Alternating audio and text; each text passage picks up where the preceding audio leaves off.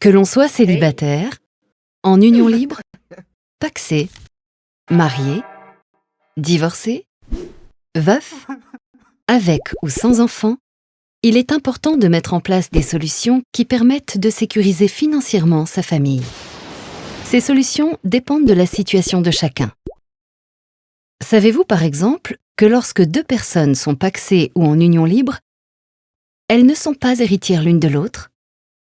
Ainsi, si l'une des deux décède sans avoir fait de testament, l'autre n'héritera de rien. En revanche, le mariage permet de protéger son conjoint en cas de décès. Quand deux personnes se marient, elles peuvent choisir entre un régime matrimonial communautaire ou un régime matrimonial séparatiste.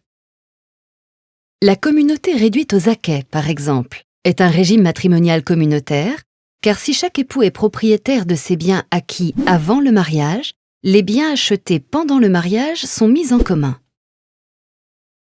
La séparation des biens, quant à elle, est un régime matrimonial séparatiste, car chaque époux est propriétaire de ses biens propres et les biens achetés ensemble appartiennent aux deux époux au prorata de leurs apports respectifs.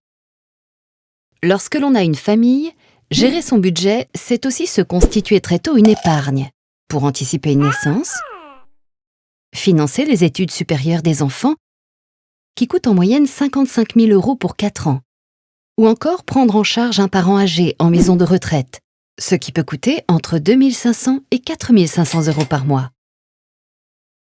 Vous allez maintenant démarrer l'audit et répondre à des questions sur votre situation familiale.